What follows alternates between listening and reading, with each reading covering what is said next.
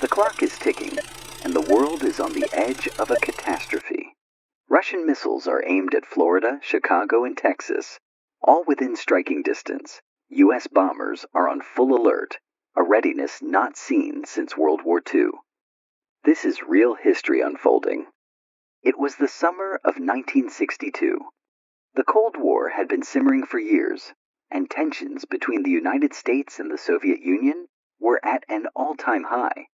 During the 13-day Cuban Missile Crisis, the world came perilously close to witnessing the unthinkable, the launch of destructive nuclear missiles. From October 16th to October 28th, 1962, this standoff between the superpowers brought the world to the brink of a full-scale nuclear war. Hi, I'm John Baker. Today, I'll guide you through one of the most dangerous war crises, which brought the world within minutes to a nuclear war. Cuba is an island nation located approximately 145 kilometers south of Key West, Florida. Its strategic position is extremely significant for U.S. defense considerations.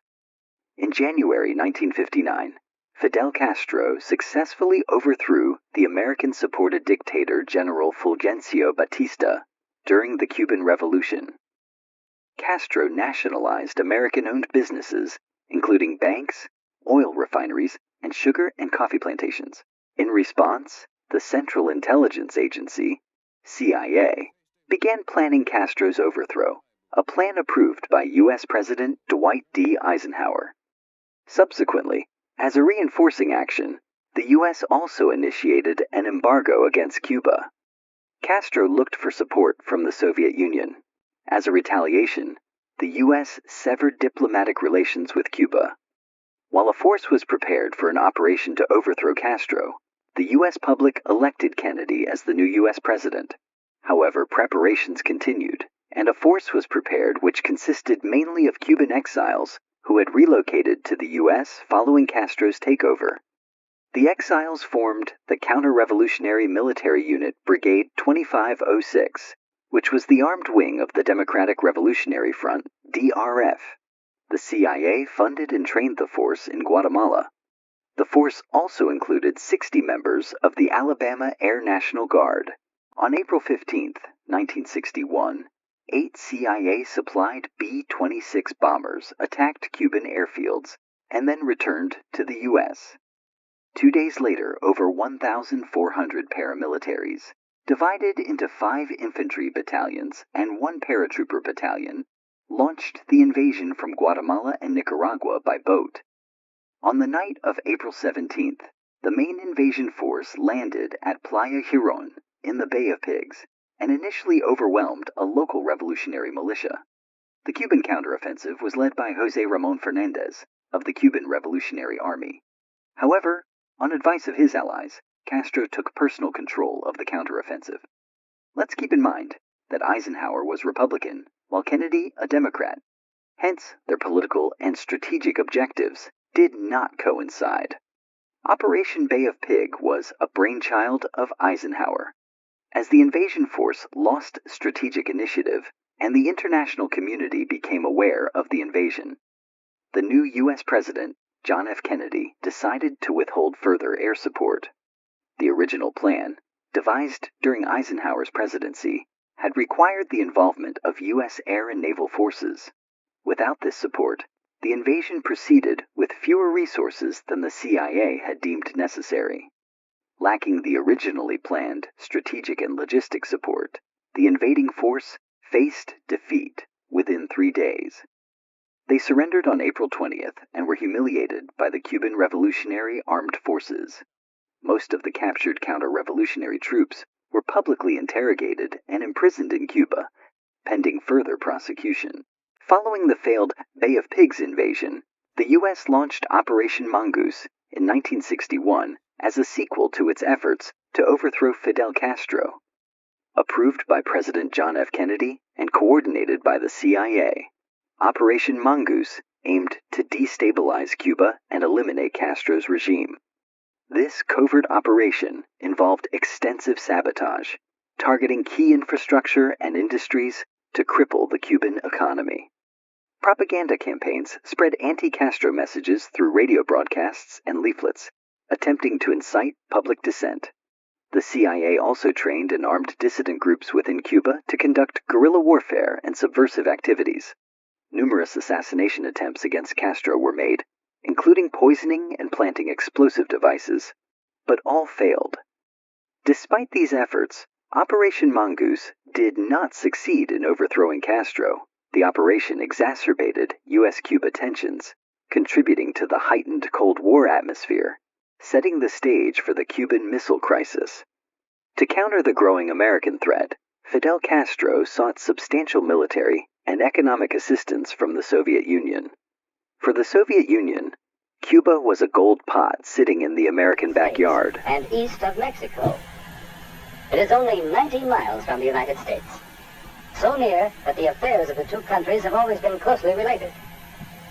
Cuba's strategic position puts it on important sea lanes. Here, here, and here. Two of these lanes are gateways to the Panama Canal. Because of its strategic position, Cuba was called the key to the New World by the early Spanish explorers. The two willing partners began to build a stronger relationship. This partnership was solidified after the failed Bay of Pigs invasion, which highlighted Cuba's vulnerability to U.S. aggression.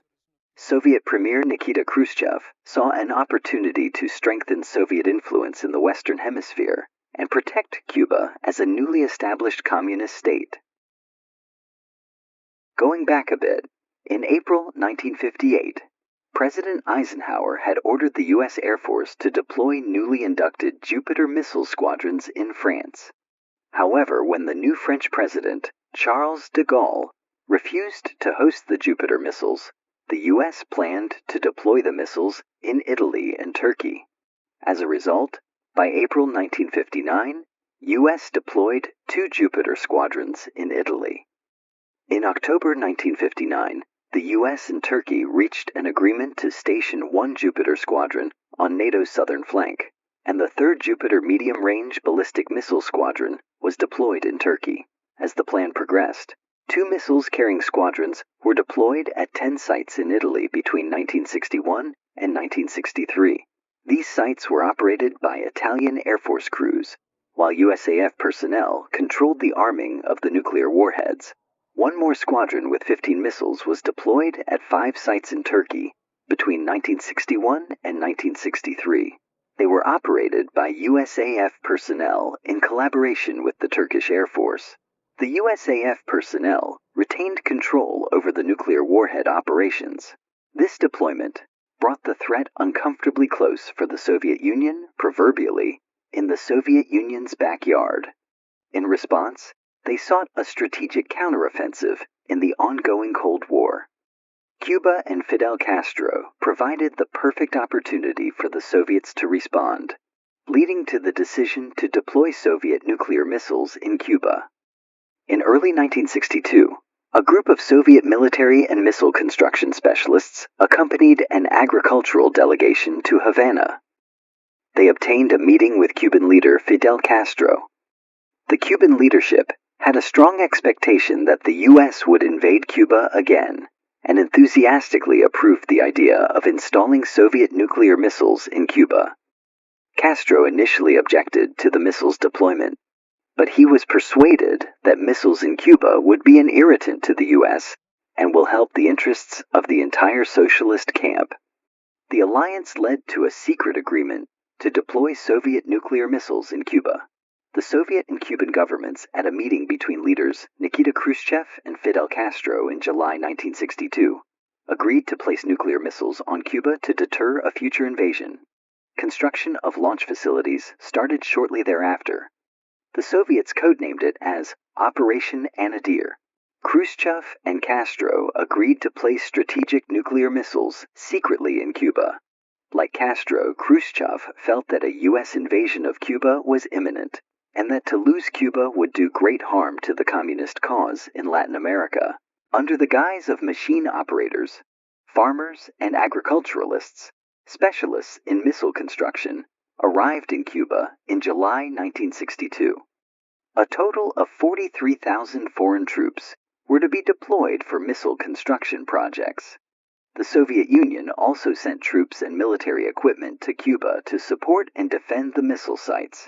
Head of the Soviet rocket forces, Chief Marshal of Artillery, Sergei Biryuzov visited Cuba with a survey team. He told Khrushchev that the missiles would be concealed and camouflaged by palm trees. The Soviet troops and teams arrived in Cuba heavily underprepared. For secrecy reasons, they were not disclosed the destination and did not know that the tropical climate would render many of their weapons useless and much of their equipment ineffective. In the first few days of setting up the missiles, troops complained of issues such as fuse failures, excessive corrosion, overconsumption of oil, and generator blackouts. The list was long. The missiles were capable of reaching much of the continental United States. They were intended to deter any future U.S. invasions and to shift the strategic balance of power during the Cold War. The deployment included intermediate-range ballistic missiles, IRBMs, and medium-range ballistic missiles, MRBMs, which could carry nuclear warheads. In August 1962, the U.S. suspected the Soviets of building missile facilities in Cuba. Its intelligence services gathered information from sightings by ground observers of Soviet-built MiG-21 fighters and Il-28 light bombers. U-2 spy planes found S-75 Dvina surface-to-air missile sites at 8 different locations. CIA Director John McCone was suspicious. He wrote a memo to President Kennedy that the Soviets were preparing to introduce ballistic missiles into Cuba. With important congressional elections scheduled for November, the crisis became enmeshed in American politics.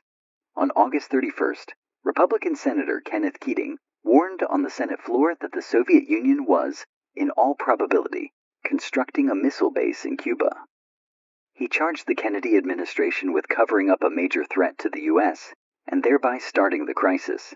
The Soviets continued the Maskarovka program to conceal their actions in Cuba. They repeatedly denied that the weapons being brought into Cuba were offensive in nature. On September 7th, Soviet Ambassador to the United States, Anatoly Dobrinin, assured United States Ambassador to the United Nations, Adlai Stevenson, that the Soviet Union was supplying only defensive weapons to Cuba. On September 11th, the Russian news agency TSS announced that the Soviet Union had no need or intention to introduce offensive nuclear missiles into Cuba. On October 17th, Soviet embassy official Georgy Bolshakov brought President Kennedy a personal message from Khrushchev reassuring him that, under no circumstances would surface-to-surface missiles be sent to Cuba. However, this wasn't the truth. The missiles in Cuba allowed the Soviets to effectively target most of the continental U.S. The planned arsenal was 40 launchers. The Cuban populace readily noticed the arrival and deployment of the missiles, and hundreds of reports reached Miami. U.S. intelligence received countless reports, many of dubious quality or even laughable, most of which could be dismissed as describing defensive missiles. 5 of the reports bothered the analysts. They described large trucks passing through towns at night that were carrying very long canvas-covered cylindrical objects that could not make turns through towns without backing up and maneuvering. Defensive missile transporters could make such turns without difficulty. The reports could therefore not be satisfactorily dismissed. The United States had been sending U-2 air surveillance over Cuba since the failed Bay of Pigs invasion. The first issue that led to a pause in reconnaissance flights took place on August 30th, when a U-2 operated by the U.S. Air Force's Strategic Air Command flew over Sakhalin Island in the Soviet Far East by mistake. The Soviets lodged a protest, and the U.S. apologized. 9 days later, a Taiwanese-operated U-2 was lost over western China to an SA-2 surface-to-air missile. U.S. officials were worried that one of the Cuban or Soviet SAMs in Cuba might shoot down a CIA U-2, initiating another international incident. The resulting lack of coverage over the island for the next 5 weeks became known to historians as the photo gap. When the reconnaissance missions were reauthorized on October 9th, Poor weather kept the planes from flying. The U.S. first obtained U-2 photographic evidence of the missiles on the 14th of October, when a U-2 flight piloted by Major Richard Heiser took 928 pictures, which helped realize the looming threat. The captured photographs revealed Soviet missile sites under construction. These sites were equipped with medium-range and intermediate-range ballistic missiles capable of delivering nuclear warheads to major cities across the continental United States, including Washington, D.C., New York, and Chicago. The presence of these missiles significantly altered the strategic balance of power, giving the Soviet Union a direct and potent nuclear threat just 90 miles off the U.S. coast. This discovery marked a pivotal escalation in the Cold War, demonstrating the Soviet Union's ability and willingness to project its military power into the Western Hemisphere. On October 16th, President Kennedy notified Attorney General Robert Kennedy that he was convinced the Soviets were placing missiles in Cuba, and it was a legitimate threat. This made the threat of nuclear destruction by two world superpowers a reality. A full-scale invasion was not the U.S. administration's first option. A naval blockade as a strong but limited military action would give the U.S. local geographical control. Ironically, the term blockade was problematic according to international law. A blockade is an act of war. Therefore, the term quarantine was used instead of a blockade. President Kennedy addressed the nation and said in his speech that to halt this offensive buildup, a strict quarantine on all offensive military equipment under shipment to Cuba was being initiated. All ships of any kind bound for Cuba, from whatever nation or port, will be turned back if found to contain cargoes of offensive weapons. Soviet and Cuban administrations made it clear that they would defy the illegal quarantine. Tensions continued to escalate. For the USA, a nuclear threat only 90 miles from their shores had to be taken seriously. U.S. threat and defense level was first raised to DEFCON 3 and later to DEFCON 2. For the only confirmed time in U.S. history, B-52 bombers went on continuous airborne alert, and fully equipped B-47 medium bombers were dispersed to various military and civilian airfields and made ready to take off on 15 minutes' notice. 1/8 of Southern Air Command's 1436 bombers were on airborne alert. 145 intercontinental ballistic missiles stood on ready alert, some of which targeted Cuba. Air Defense Command, ADC, redeployed 161 nuclear-armed interceptors to 16 fields within 9 hours, with 1/3 maintaining 15-minute alert status. 23 nuclear-armed B-52S were sent to orbit points within striking distance of the Soviet Union to make them believe that the U.S. was serious. In his October 22nd speech, Kennedy demanded the immediate dismantling and removal of all offensive weapons in Cuba and warned of severe consequences should any missile be launched from Cuba against any nation in the Western Hemisphere. This decisive action aimed to force the Soviet Union to back down while avoiding a direct military confrontation that could lead to nuclear war. On the morning of October 27th, a U-2F aircraft flown by USAF Major Rudolph Anderson was struck by an SA-2 surface-to-air missile launched from Cuba. The aircraft crashed, and Anderson was killed. Stress in negotiations between the Soviets and the U.S. intensified. Tensions continued to escalate, prompting the United Nations to intervene. Formal and informal channels of diplomacy were employed to diffuse the tension. Khrushchev was not happy about U.S. missile deployment in Turkey and Italy, and he made it very clear in his talks. The U.S. showed flexibility towards removing the missiles from Turkey. Castro had serious reservations over U.S. intentions of invading Cuba if Soviet forces left. He wanted guarantees that the USA will not attack Cuba. Following intense negotiations between the USA and Soviet Union, an agreement was eventually reached. Kennedy and Khrushchev agreed publicly that the Soviets would dismantle their offensive weapons in Cuba, verified by the United Nations. In return, the U.S. publicly pledged not to invade Cuba again. Privately, The agreement required the United States to dismantle all offensive weapons deployed in Turkey, with uncertainty about Italy's inclusion. While the Soviets dismantled their missiles, some bombers remained in Cuba. The U.S. maintained the naval quarantine until November 20th, 1962. The blockade formally ended when all offensive missiles and bombers were removed from Cuba. Thus ended a missile crisis, which nearly plunged the planet into a nuclear war. The Cuban Missile Crisis resulted in several outcomes. A direct hotline for quick communication between the two powers was established. Khrushchev departed from office after 2 years, purportedly due to embarrassment for the Soviet Union in negotiations, and a renewed emphasis by Cold War parties on prioritizing safety and peace.